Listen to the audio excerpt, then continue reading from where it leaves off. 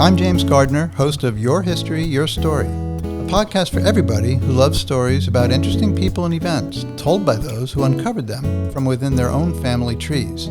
This, we hope, will inspire you to discover and celebrate your history and your story. It was the mid-1950s in County Offaly, Ireland, and 17-year-old Margaret "Peg" Holland discovered she was carrying a child, and she was already 7 months along. Learning of their daughter's pregnancy, Peg's parents brought her to an unwed mother's home called Sean Ross Abbey in County Tipperary. It was there, after a difficult breech delivery, that Peg gave birth to a baby girl, and she called her Mary. Peg's parents arrived 3 days after Mary's birth to bring Peg and her baby home. Sadly, despite the love received from her family, Peg was the target of unrelenting judgment and cruel comments from the people in her community. In order to give Mary the best possible future, Peg made the heartbreaking decision to place her daughter up for adoption, and Mary was eventually adopted by a loving family from the United States, and she grew up in Illinois. Sometime after parting with her daughter, Peg decided that there was nothing left for her at home in Ireland, as it only reminded her of recent heartache and tears. Therefore, Peg left Ireland and moved to the New York area and started working as a nanny.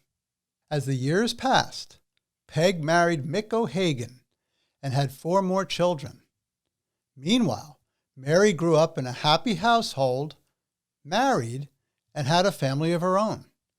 Upon the death of her adopted mother, Mary began to search for her birth mother. One day in September 2008, Peg received a phone call that would change her life and the lives of her family. In this episode of Your History, Your Story, we'll be speaking with Tom Gorman, who, along with his late mother-in-law, Peg O'Hagan, co-authored the book titled I Called Her Mary, which tells a story of love, adoption, and the reuniting of a mother and daughter. We will also be joined by Mary herself, who will tell how her journey to find her birth mother resulted in the joy of an extended and loving family. I'd now like to welcome Mary and Tom to our show. Welcome to you both. Thank you. Thank you for having us. I'm excited you're both joining me today. I recently finished reading your book, I Called Her Mary, a memoir by Margaret M. O'Hagan, who is Mary, that's your mom. Yes. And we're going to call her Peg from now on because that was what she was mostly known as. And Tom, Peg was your mother-in-law, right? Correct. And you're married to Peg's daughter, Who we'll call Maggie, because her name is Margaret too. So for lack of confusion, we're going to refer to her as Maggie. That's good. That's good. I feel like I know so many of these characters in the book that's just so cool. When I finished reading the book, I started reflecting on it. And some of the words that popped out of the book as far as feelings that I had, one was grief. I felt some grief in the story. There was loss. There was adventure. There was a lot of love. And there were a lot of surprises too. So I really, I got to say that it took me on an adventure, and I really enjoyed the book. But before we get started, I wanted to say that I know that Peg passed away recently, and I really want to say how sorry I am to hear that. I also wanted to say that I'm honored to be able to do this podcast with the two of you and to talk about a really terrific lady and the people who loved her. And we really appreciate the opportunity. So she passed away just before Easter. And Mary, you could jump in about this in a second. But so many people that read the book said how much they knew about Mary and the family who had never met her before. And it really is a tribute to a great lady, a great life. And I love the word you used, adventure. When you look back at the whole thing, you can see where it all happened and why it all happened. But when you're going through it, sometimes it's pretty harrowing. Yes. Mary, did you want to add to that? I agree with Tom. When we were at the services and stuff, people would come up and go to my brothers and to Tom. I feel like I know you. It was very heartwarming. So I agree with Tom totally. It's really neat that it's out there now. Yeah, and now talk about adventure. So this story starts off in Ireland in a pretty small village. Just for the listeners, Tom, you'll do a much better job at summarizing the basic plot of this book, what's going on in this true story. Could you give us just a little bit of a general overview on the book? So yes, it's just outside of Ross Cray, which is pretty much right in the middle of Ireland, is where Peg was born, and very poor family, and trying to make ends meet from everything from just getting food and everything else. But again, there was a lot of love in that family. Fast forward, Peg gets pregnant, and she didn't even know she was pregnant. She didn't even know about these things. And when the doctor came over and examined her because she was having these pains, he's like, "You're pregnant." That was the first surprise. You talk about surprises. So that's a big surprise. And then, how do you go through this? And what's so great about the book is throughout life, we all face crossroads or forks in the roads or choices to be made. And any one of them could have changed your whole life. And the choices she made led us to marry and being reunited 50 years later. So, but going back to Ireland, you got to remember 1950s Ireland, small town, not too many educated people. And unfortunately, when she has the baby, a lot of bigotry and a lot of name calling and a lot of ignorance. And then she took the very brave step in saying, "I need a better life for my daughter." And she made these ultimate sacrifices and gave Mary up. Yes, and there's also stories of reunion that we're going to talk about a little later, which is great. I mean, I got to say, before you even go any further, the family that I felt developing and surrounding each other in this book, I was like, I've got a really great family, but I would love to sort of graft myself into that family as well. But it sounds like you had a lot of really good times. You're exactly right. It's when I got engaged to my wife Maggie, and they were people were saying how lucky I was, and people were saying like people have these O'Hagans and the extended family as friends, best friends, and you're marrying into this family, and it's just been a true blessing from day one whenever I met them, and everything you see in the book is actually true. And then we just had the annual Memorial Day party, and it was wild and out of hand, and it has been for 50 years. So it's all true, and all these things carry on, and it's just been great love and great traditions. Yeah, definitely. So before we go that far ahead, let me just ask you this, Tom. So you wrote this book with Peg. So why did you, as her son-in-law, want to do this project? What was it about your mother-in-law that made you want to do this, and why you? I think it comes down to three things. One is too many of these stories just get lost, and unfortunately, even in my own family, there's a lot of whispers over the years. Nobody wants to share or let anybody know. Don't let the kids know. And nobody knows what actually happens. And so many of these stories either die or only bits and pieces get revealed. I was a history major in college, and then I was a high school history teacher later on. And it's always appealed to me. So history and these stories. And then when you actually have one that you actually can track from beginning to end is something that was worth capturing. So when we got reunited with Mary and we found out about this whole story, more and more people were like, "Oh my God, you have to get this on Oprah. You have to get a book written. You have to make this a movie." And everybody says it, but everybody just looks around the room, and that's it. And it just stops there. But I think it was just because of my inclination towards history and who I am that I just started jotting some things down. And I only originally started writing this as a family legacy, something to pass on to just the grandchildren. How can they know their grandmother? How could we all know? And then it just kept on developing. And I only made, let's say, about 100 copies for the family and some immediate friends. And then everybody's like, "Well, can I get a copy? Can I get a copy?" And then that's what brought us actually here today. The story is just so heartwarming that everybody wants to just read a piece of it. And then we went and published it. Definitely. Now, how difficult was it to get Peg to join you on this venture of writing this book? Yeah, it was because the whole thing. You talked about love earlier. Nobody wants to hurt the other person. So Peg was still married to her husband at the time before he died, Mick, and she never wanted to betray his love. although she was talking about the story to us and some friends, she never wanted to write it down because she felt it would hurt Mick. And unfortunately, Mick passed. And it was that Christmas that I asked her one last time. I'm like, Mom, do you want me to write this book? And she finally said, yeah, okay. And she finally saw that maybe I should get this all out there for the grandchildren and children and everything. So that's how that came to pass. But I probably asked her probably about 7 times over several years. And I knew this was probably the last time because I didn't want to keep annoying her. But also, she didn't want to relive that pain and that grief. And she said that, and I put that, I think, in the forward. She didn't want to relive that. She goes, I spent a whole lifetime trying to forget about that. I just want to live in the present. I don't want to go back to the past. And it was painful for her to reveal some of these things, but she was glad she did it at the end. And I know Mary had some similar things about with her parents about not wanting to try and find and seek her birth mother.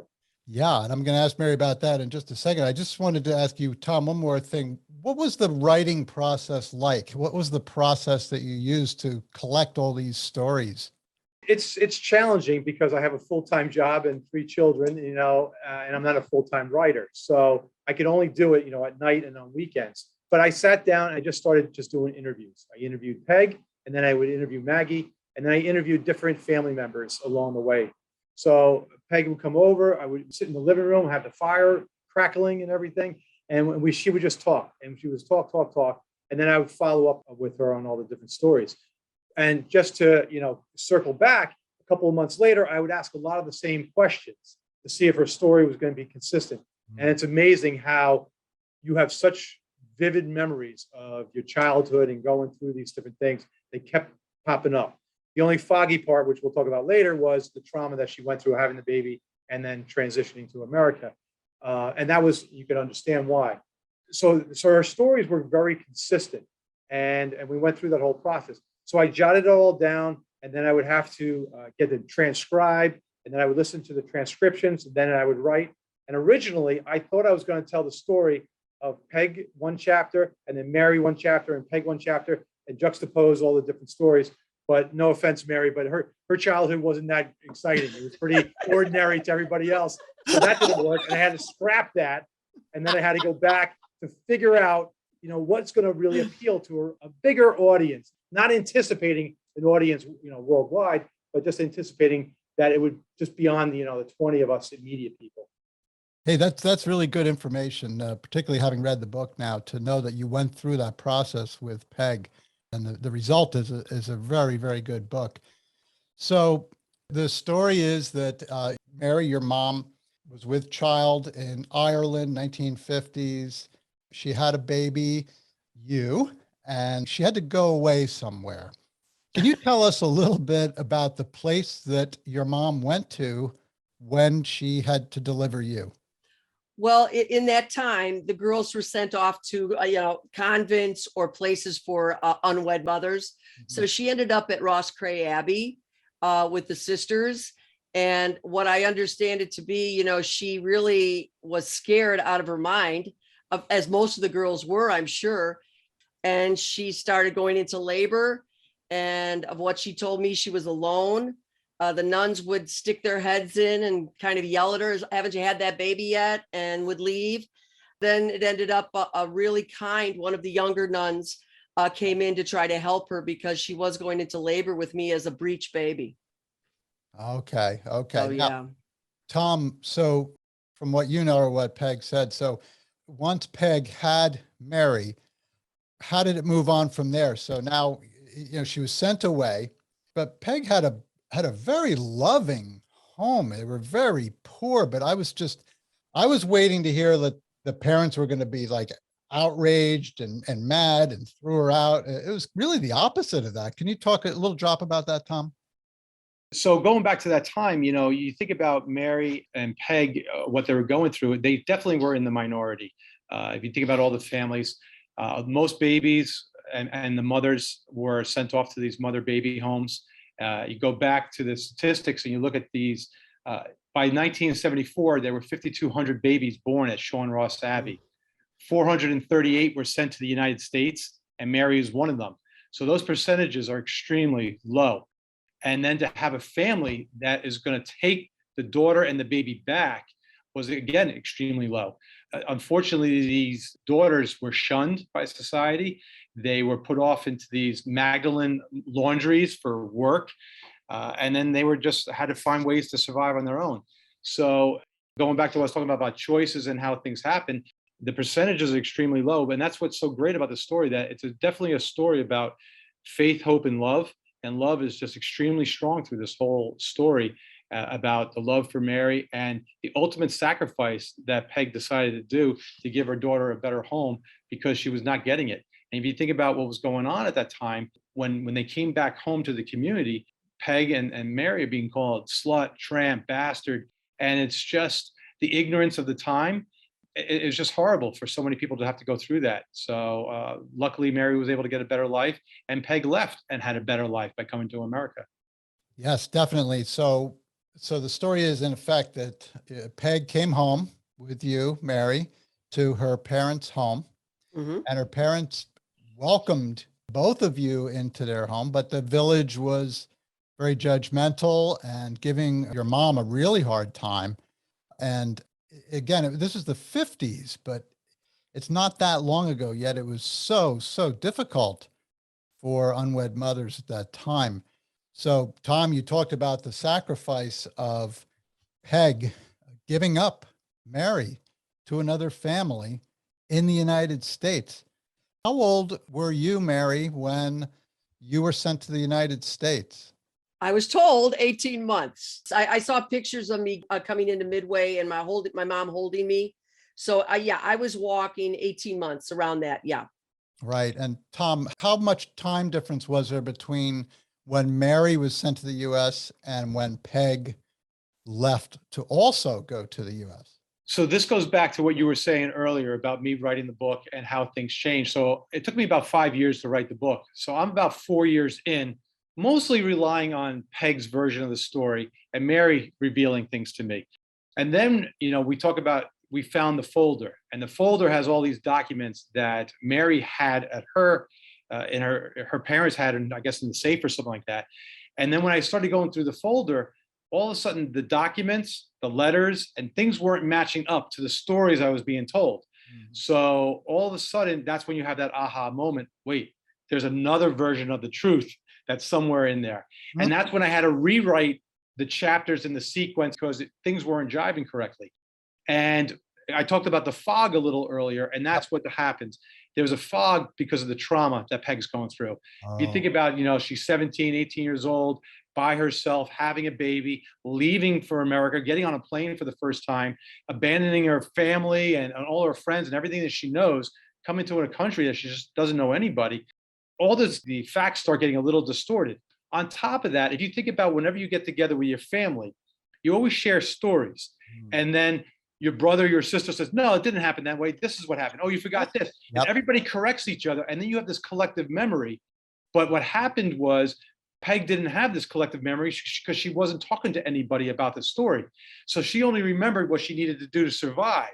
And then these documents that come out a little bit while later actually reveal what the actual truth is. And then Mary's version and Peg's version filled in all the other gaps. Do we know what the time difference was between the two events? So Mary was born in April, and Peg gave up the baby around December sometime that same year. So she had the baby for 8 months at home. She gives up the baby, and then she flies to America a couple of months later. Mary stays in the convent for another year before she gets adopted. But Peg doesn't know all of that happened. And Mary didn't know the previous part that she was at home. So that stuff kind of got revealed when Mary was having these one-on-one sessions at Shortway's barn, having a few drinks, and they were sharing things over time and getting acquainted with each other. But little details start coming out over time, and this stuff gets shared. That's why I love history, like you, Tom, as well. And Mary, I'm sure you do as well. But I love it because, first of all, it's about stories, right? But also the detective work that's involved in history. That's when it gets really fun, when it pertains to individual families and when it's your own family particularly. Mary. Yes. So you are sent over at about a year and a half hmm to the United States. And where do you end up? Tell us about the family, the Timmons. Yes. I ended up coming into Midway outside of Chicago Airport. What I had finally deemed for my mother was that my family sponsored an Irish immigrant who brought me on the plane over. I don't know what happened to him, but they got him into the States, and however that goes. And they met me at the airport. I don't remember, but they said my mom was so cute. She said, you were crying the whole way on the airplane, but when I took you in my arms, you stopped crying. So, but I'm sure I was crying for other reasons, but I thought that was so sweet because that meant a lot to her. That I felt comforted in her arms. And so then they took me in the car home. And the only stories that I kind of had was my mom said every night I would sing something to put myself to sleep. It was in Gaelic, and I still had kind of an accent. Obviously, I would say boys and gals, and then I would sing something. And I'm thinking, early on before everything came out, I'm thinking, oh, the nuns were having vespers or something, and they were singing every night, and I heard it in the crib, that kind of stuff. And then mom told me it was Irish. It was Irish songs they would teach all the kids, Irish rebel songs, and I'm thinking that's what it was. So that's kind of to comfort me, because I can't even imagine what I was thinking. All of a sudden I'm in this home with strangers, because I really, being that old, I knew my mom and my grandparents in Ireland. I recognized them at that point, but that must have been very scary for me, to do that. But they were wonderful. They were older parents, but they were great. They almost didn't get to adopt me, but mom wrote a letter or said, I want the Timmons to have her, because they were right on the cusp, but they thought they were probably in their mid 40s, I don't know, to actually get a baby and adopt it and be able to take care of it.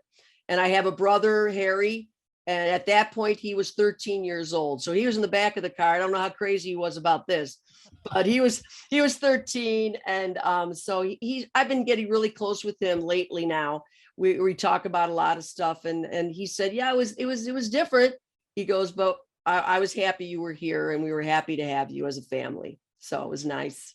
That's great. I noticed the way you're saying mom when you refer to Peg, and you're saying mom when you're talking to mom. I know. And I hate saying like the adopted mom. I didn't really want to say my adopted mother, Dorothy, and she was my mom, in all respects. And she raised me, and so did my father. And so I never really say it that way. And it's so strange for me. This family, they say, this is my sister, Mary. They have never, ever, ever said half sister. And it wasn't something like they said half sister. I said, oh, you don't think I'm a full, that kind of thing. I am technically a half sister, but they've never made me feel that way. So that's why I was very comfortable calling her mom too. And they all say mom, she's mom. So that's what my kids called her. But yeah, my mom in Illinois, she was my mom. So I love that. So Mary, at what age were you when you first found out, or heard at least, that you were adopted? I was around 8 years old. I lived on what they used to call in the old days a dead end. Now it's no outlet, but we like dead end a lot. So it was a wonderful raising. It was awesome. We would play sports in the streets. Well, I was out with the kids. Now I knew they had thrown a shower later on in life. They threw a shower for my mom when I came over, so all the neighbors knew. But they must have been talking at night. I don't know how, but another kid must have gotten mad at me or something. And he said, well, you're not really their baby. You're not really their kid. I said, what do you mean I'm not their kid? He goes, you were adopted. And I was like, what? And I went home crying, and then my mom stormed across the street. I don't know what she did over there, but, they were probably talking at night. I don't think it was supposed to be anything cruel on the parents' parts, but kids do that. Kids just do it. So then I started asking questions. My mom was very tentative. My dad really didn't talk a lot about it either. He always thought, he said, we're related. I have relatives from Ireland. I go, okay, Dad, so that kind of thing. But she was very tentative to talk about it. I think she was scared. And I talked about it with her when we were watching a movie when I was about maybe 15. And she wouldn't talk about it because it was a story about a girl wanting to go find her birth mom. I go, Mom, would you ever mind it? And she goes, oh, I don't want to talk about that. I go, okay, all right, fine. You're my mom. That's fine. I really didn't really want to find my birth mom type thing at that point.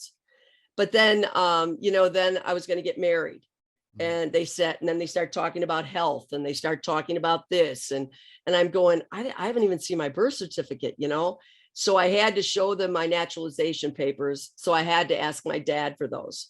So I said, Dad, I need the naturalization papers to get married for proof. And he brought it out. And that's the first time I ever saw my certificate of naturalization. And I recognized the picture was my kindergarten picture. That was the first time. So from reading the book, it didn't sound like you were overly upset, that you were adopted. As you said, Oh, this no. Yeah. is your mom. I've got my mom. I'm okay. Oh, yeah. Oh, yeah. And when I found out I was born in Ireland, then I used that baby. I would tell everyone, they go, who's born here? Who's born there? And then I just raise my hand, and I go, I was born in Ireland. And they go, ooh, that's a big deal. I didn't know what I was talking about, but I knew it was another country, so. That's good though, but it wasn't like a wound to you. So that was No. good. And my mother was English, so we always would banter back and forth.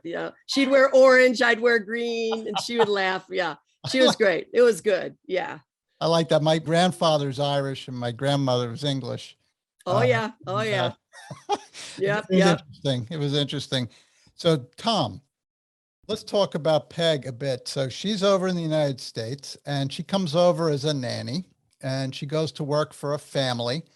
And it sounds like she wasn't paid anything. She was working because they paid her travel over, and she was cooking, she was cleaning, she was taking care of children. A really tough time for a very young woman to come over by herself and leaving this wonderful family that she had. That must have been a very moving time for her. Was that true? Absolutely. You think about it as kids go on to college and they leave home for the first time and how tough that is. There was no cell phones or anything else. You had to write letters and then wait for the return letter to come back. She wasn't calling home. So she was scared and lonely, but she knew she had to do this. And she gets into this family. They were kind to her overall, but I called her an indentured servant. Mm-hmm. So she had to basically work off her plane fare and room and board to a certain degree. So she wasn't getting any money. And finally, we don't know exactly when, but just say after about a year or so, they started giving her a couple of dollars a week. That allowed her to go out and just, go out with some friends or something like that and have, a soda or something like that. She didn't drink at the time, and just try to have a little bit of a semblance of a life. But yeah, it was difficult.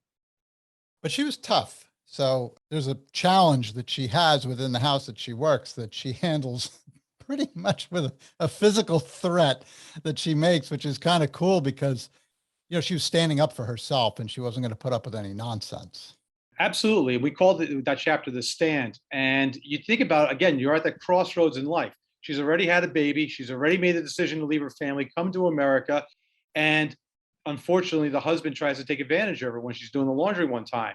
And she, in a split second, has to make a decision. Am I going to be a victim or am I going to stand up?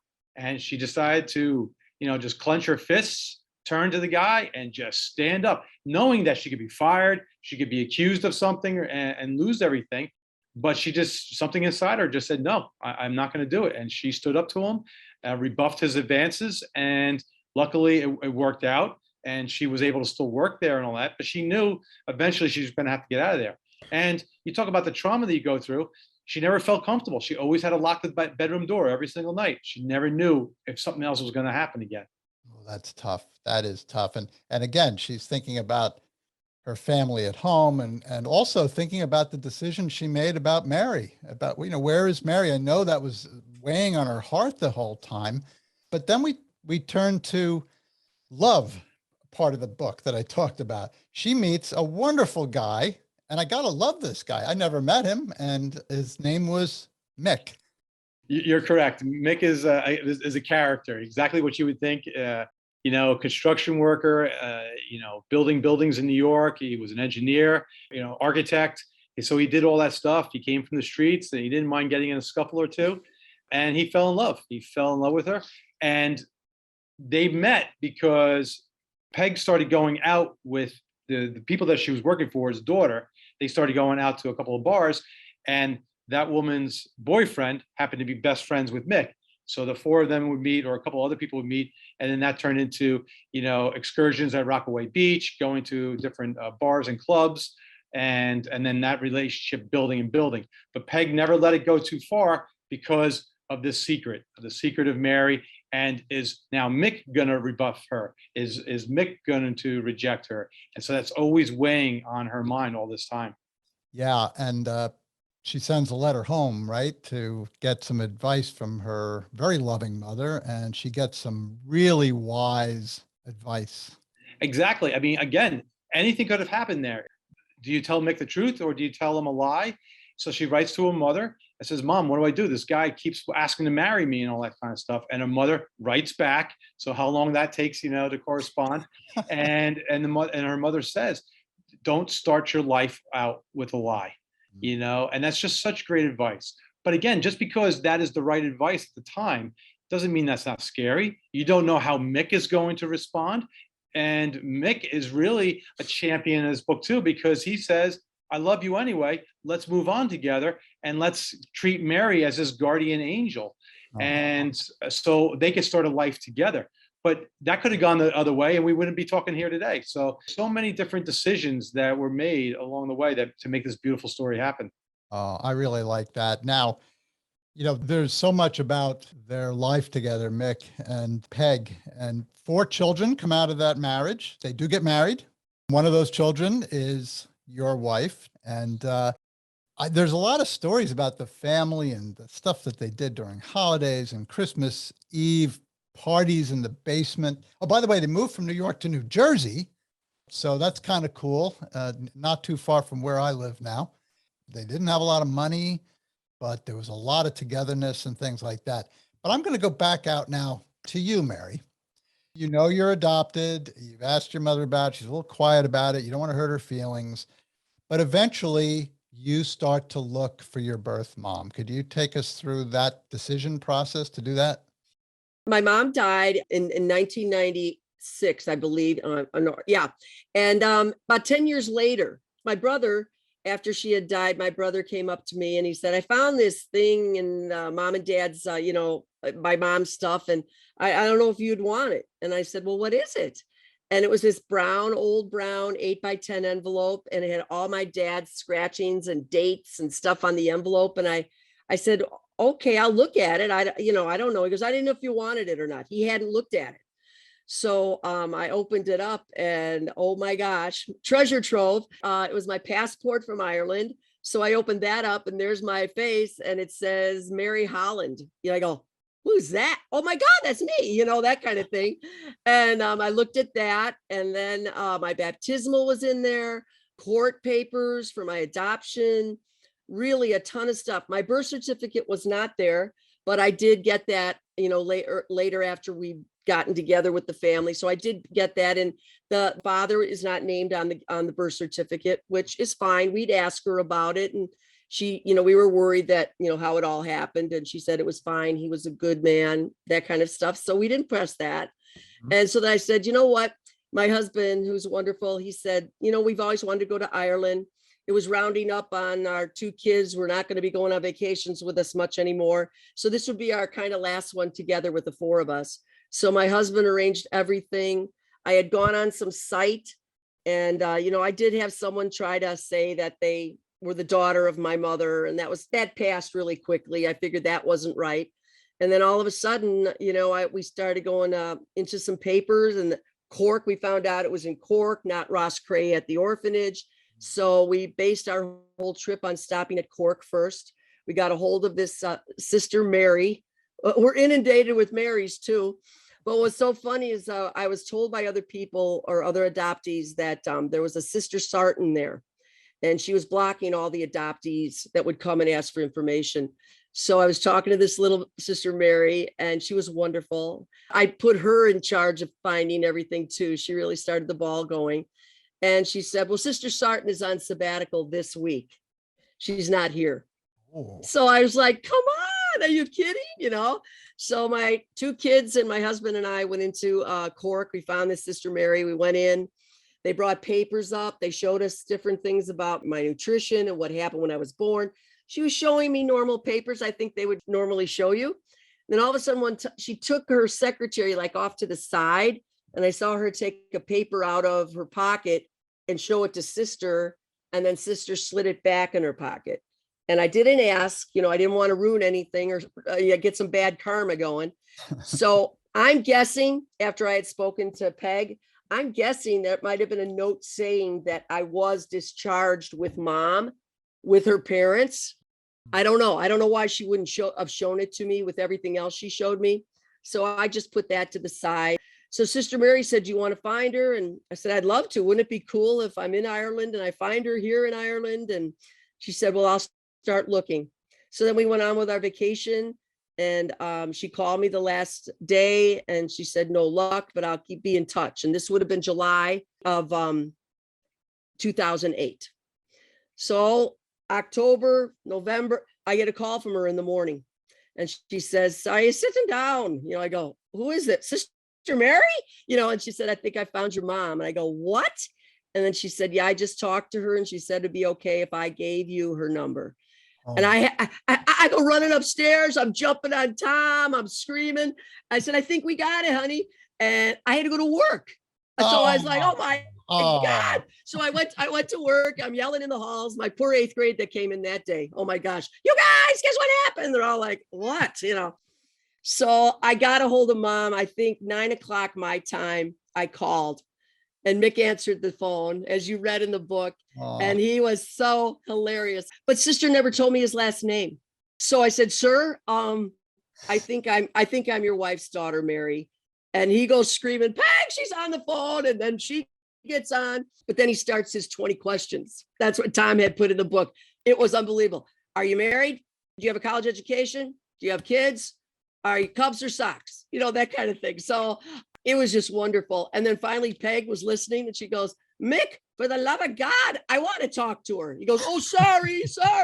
So he got off, and then we started talking, and I think she was afraid of why I called, as were all the Jersey brothers and sisters and Tom. They were all kind of, what's she up to?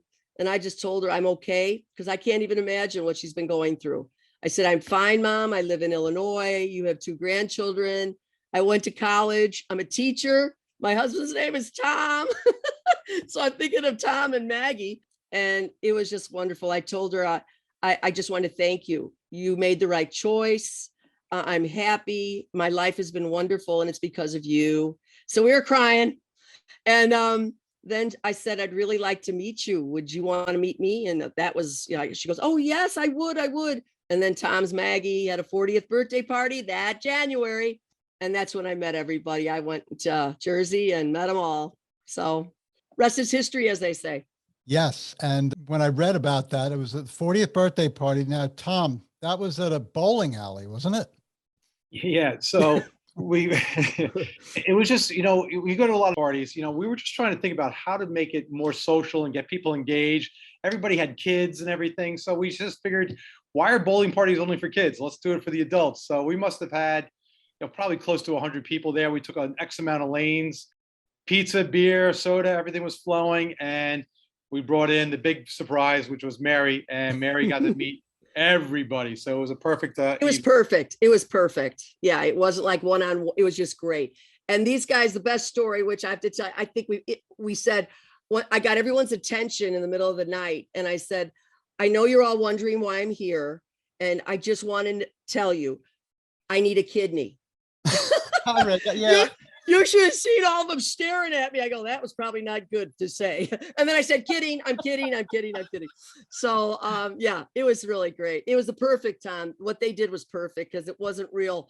I came in, I met people gradually, and it was great. It was good. Yeah. Tom, in the book, it kind of indicates that, your brothers-in-law and maybe your wife as well, I'm not sure, but they were kind of little, just testing the waters here. Let's see what's going on. Does she really need a kidney?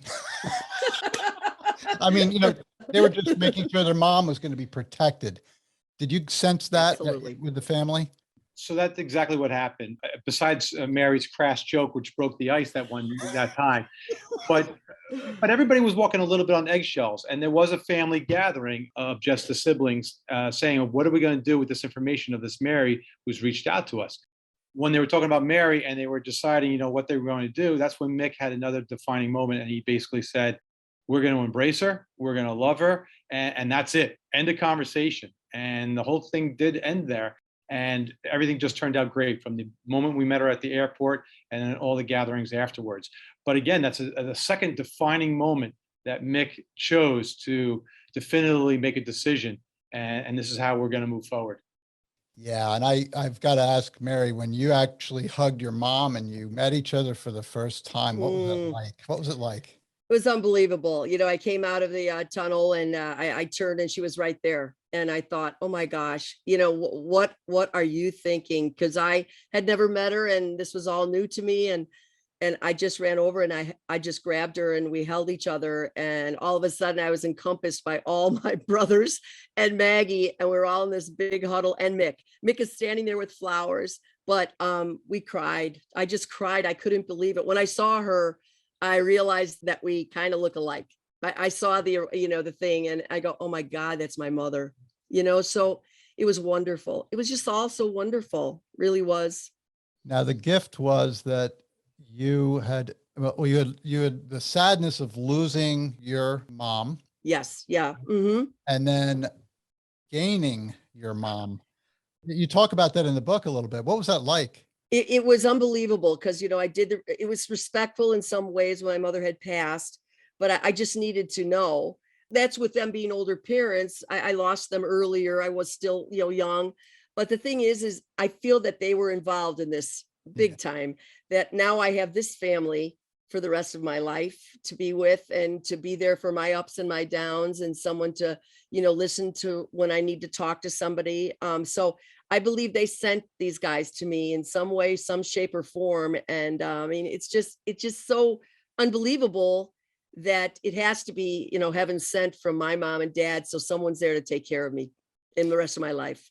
Yeah. And you have this giant family extended now. Oh, and wow, what it sounds like what a lot of fun this family had. If you're going to have any more parties out there in I think we're going to have Jersey. Yeah, we got 2 weddings coming up again. So yeah, I'll be there again.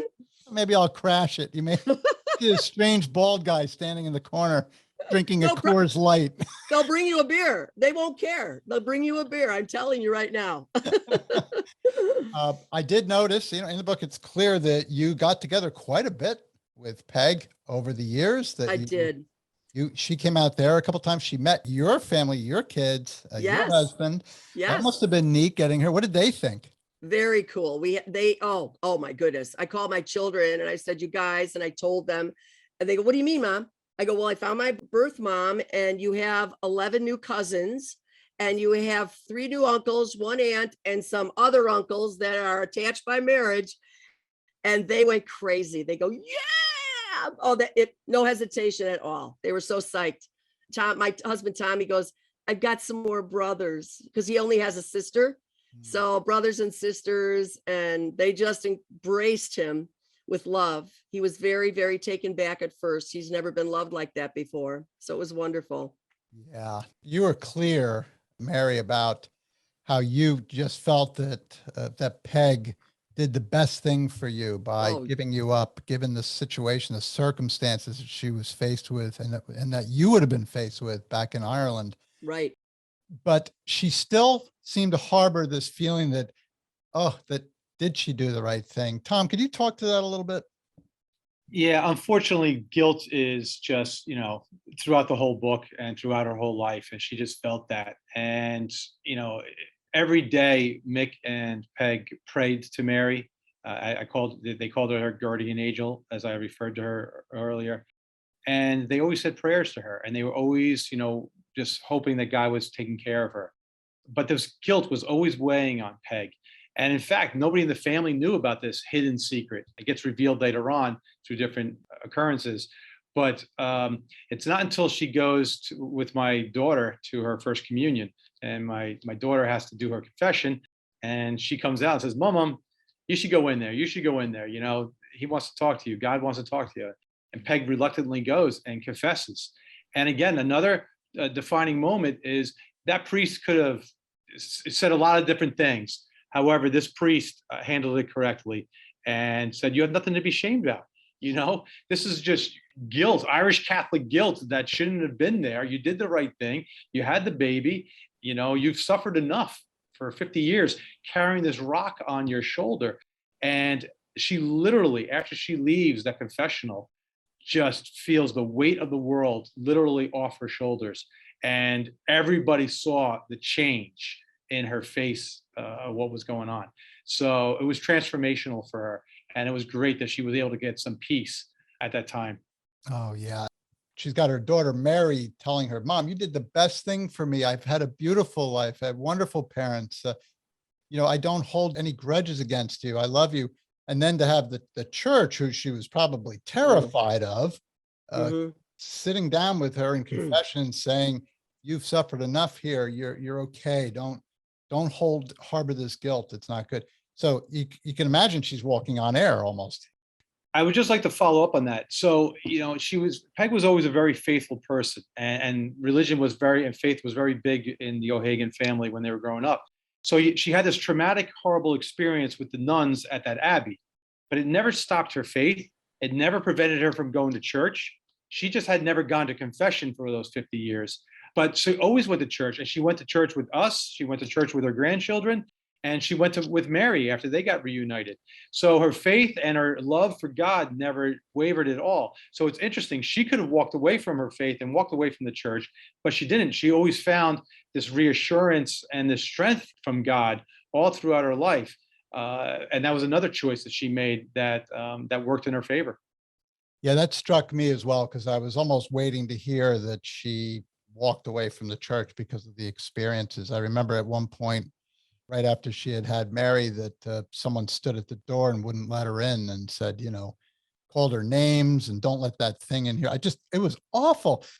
And the fact that she went through that and she had this terrible guilt, that she still was faithful. She still, believed in God. She didn't hold God responsible for what some people in the church were doing and saying. And that's a real tribute to her faith. And that really struck me, definitely. There's a part of the book that actually made me very emotional. Was Peg mentioned, Tom, that the Christmas Eve basement parties, that they just sounded great. I can just picture it down there. I don't know. Just this house in New Jersey and the people celebrating and having fun and telling jokes and all that. But she said that there was always some part of her in the earlier years during those happy times that was dragging on her heart. And that was her thinking about Mary. Where was she? Was she okay? And then when Mary found her and they were together, she started to lose Mick. She started to lose him, and he hung on for a very long time, but she felt that sadness sort of replaced the sadness that she had with missing Mary and not knowing how she was. Can you talk to that for a second? You're exactly right. So unfortunately, I think life is just filled with these paradoxes. You have the opposite ends of these emotions. So you find Mary and then you're starting to lose Mick. And holidays are exciting, fun time, great time to be reunited, but they give you a time to be nostalgic. So what are you going to think about? You're going to think about the family you left, your brothers who aren't with you anymore, and of course, Mary, who you gave up. And one of the things, and give or take a couple days or even a little bit of a month or two, a lot of the theme that came through this was always around this Christmas time. She gave Mary up around Christmas. Christmas was always a big theme in the O'Hagan household. Mick's proposing to her around Christmas, all these different things. So you do have this flood of emotions that are going through her at all this type of times. And every time you're joyous, you're always also thinking about, who's not with you, and Mary's not with us. And one of the last Christmases we were together, Mick, in his feeble state, he came down and got on his knee and proposed to her again. Oh. And that was a beautiful moment. Yeah. And then we lost him a few weeks. Actually, it was probably a week later. And it was just a beautiful moment, that their undying love for each other. So, it's just life. And I think that's what's so beautiful about the book. It's very real. And all of us can relate to it in one way or another, about whether it be the parties, the good times, but also the extreme sad times, death, sicknesses, everything else that we all go through. Absolutely right. At the very end of the book, Peg makes a statement that really struck me, and I'd like to ask you both to comment on it. Peg said, Mary was the rock thrown into the water that caused many ripples across the pond. Mary, could you speak to that and what you think that meant? I couldn't believe that quote. It was unbelievable because my brother Michael always says the ripples, Mary, the ripples, to me. And yeah, I think it was a sign of hope. I mean, I don't want to say that about myself, just the hope for all of us that I showed up before we lost Mick. I got to know him, which was just a blessing. And then the ripples where everyone that connected with me again and their family had closure with their sadness her mother was experiencing and not knowing. Michael said she was always different sometimes at certain times, my birthday time and Christmas type thing. So I just thought that was just a perfect way of saying it. And I was very touched by that. Definitely. Tom, did you want to comment on that? Yeah, we're all faced with events throughout our life, and we all have to make choices. What do you do with these events when you get confronted with them, good or bad? So it's your response to those events equals the outcome. So these outcomes, these ripples, are all direct reflection upon what happened.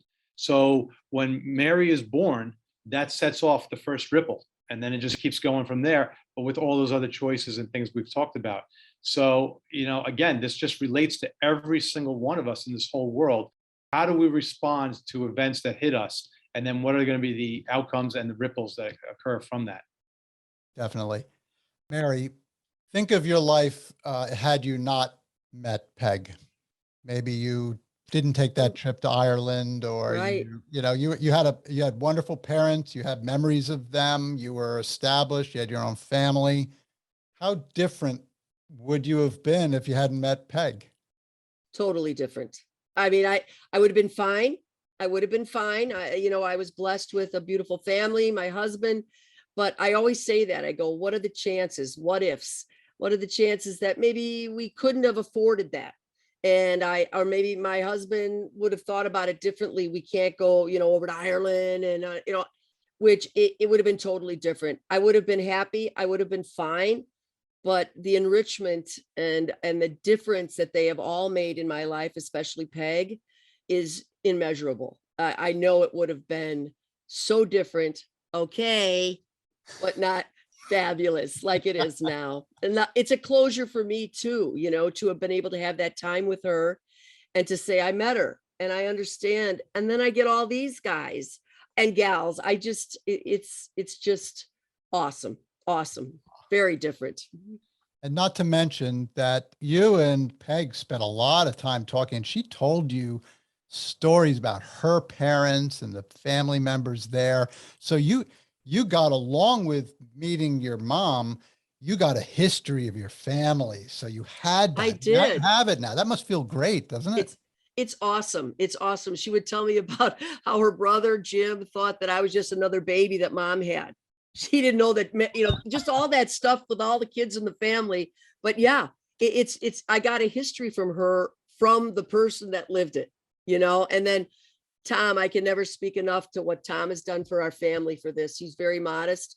But what he's done and given this legacy of a book and stuck with it, because I'll tell you, him and I have been talking lately. I've been with the family almost 13 years. So I said, how did you even stay focused to get this book done? And he just didn't go to a lot of parties. I'm telling you, I watched him stay home and he put his head to this thing while he's doing all his other stuff. I'm so proud of him. And I thank him every day that he brought this legacy for our family and our kids and our grandkids. No, I appreciate that, Mary. You think about that, and you said it right. It was a legacy for the family. So we already have grandchildren and great grandchildren that are coming into the family that they're going to be able to read about this. And we could say, no, we know everybody in the book. But one of the first responses after the book was released and people were reading it, I got a random email from somebody, and they said, there's more of us than you know. And that hit me so hard. And this woman was from a local town here, but she has relatives in the Chicago area that all went through similar experiences. So even in my own family, we have something that's similar, and we have other friends that have had similar experiences, but they all ended differently. Some ended at a dead end, some ended with a scam, some ended with they met and then all of a sudden nothing happened. But this one is what everybody's striving for. This is the penultimate story of, bringing it all together and the happy ending that I think everybody's striving for when they're trying to find their roots and their heritage. And I think that's what makes it just so beautiful, Oh, absolutely. And Mary, there's a lot of people now who are going on Ancestry or some of these other genealogy websites, and they're doing DNA testing. And there's people finding out stuff about their family, who they're related to and things like that. So where adoptions were very closed and quiet and guarded, people are finding out that they're related to people. If someone out there they know they're adopted and they're maybe thinking about trying to contact a parent or a brother and sister, what kind of advice would you give to them? Wow. That's a very good question, because as Tom said, we know of so many people where it didn't work. I think I would tell them, how much passion do you have for this? Is there a reason behind it? Are you going to establish a relationship if you do find them? Are you prepared to be rejected? I was prepared because I got Mick first. So I was like, I got her husband first. And I had been talking to all of them before I met them in person, but I would tell them to be careful and to not make that the measure of their life. I was so lucky. This is such a rare thing, the way this worked. And I think, the percentage, I can't even imagine the percentages that would work out the way mine did. But I would tell them to give it a try if they really, really, really think they need to know. But be prepared for rejection, for no, I haven't told anybody in my family about you. I just can't do it. And to not make that measure who they are as a person. So very good advice. Very good advice, Mary. Tom, how did writing this book and spending all that time with your mother-in-law, Peg, how did that impact your life, who you are today? It was great talking to her. Some of the brothers and my wife, had difficulty because you have to get into some of the raw emotions, and they're very protective. At one time, my wife chastised me a little bit, because, it is tough and they all want to be protective of their mother. But for her to share these great stories with us was just amazing. And because I knew what the end result was going to be, that generations are now going to be able to read it. And hopefully, other people are going to be affected by it.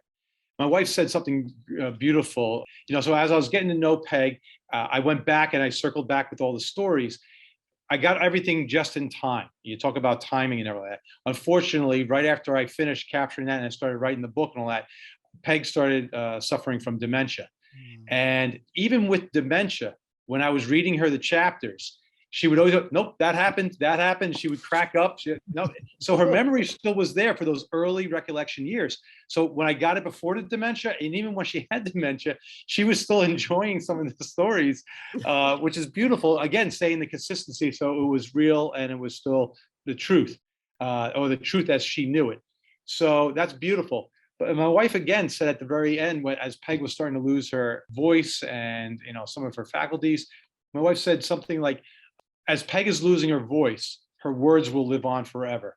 And that was just so poignant, so beautiful, that Peg's life and what people can gather from this story can live on and hopefully be a tribute as well as an example for others.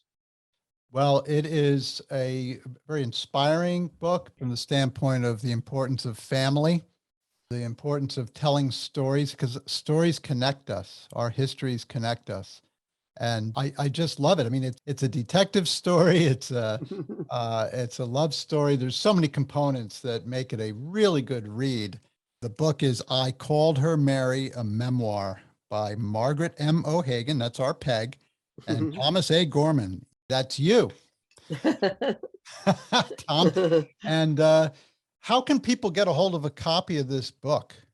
Right now it's on Amazon. So they could just jump on Amazon. They could get it as an ebook or as a paperback book, and they could just order it there. We also have a website that this podcast will be on, and we have other information on there and some more pictures on there. So if people are interested, it's just icalledhermary.com. They could go through there, and then they could go to the Amazon website and get that. So we're just really pleased to be able to share this story. It's something that we feel that it was a story that had to be told. And we just wish everybody, that they could find faith, hope, and love along their journey. Thank you. And I'm going to close by reading some of Peg's final words in the memoir, which really struck me. And I think it sums it all up. I love my Mickey, family, and Mary. When you think about it, it was a wonderful life. And I love that. And I thank both of you. I thank both of you for being on this podcast and sharing this incredible story. And Tom, I'm going to ask you one last question. What are you working on next? I've got lots of ideas. We're really just trying to just promote the book the best we can and get it out there. But this one was just so good to be able to share. It wrote itself in so many ways. And we're just so happy to share this with everybody. And I want to thank you for inviting us on. You've done such a wonderful job with all the other stories that I've listened to on your podcast. And like you said, history is all about stories. And if we could capture more and more stories, we have this collective consciousness that we can just, be human and connect with these stories. Well, terrific. Thank you for that. Thank you. And, I hope you both have a great evening. Thank you. Bye. Bye, Tom. Love you, Bye. Tom. Thank you. Be well. Bye-bye, you too. Thank you for joining us for this episode of Your History, Your Story. You can connect with us on Facebook and YouTube at Your History, Your Story, or on Instagram and Twitter at YHYS Podcast. We'd love to hear from you if you have any questions, comments, or a story to tell. Be well and God bless.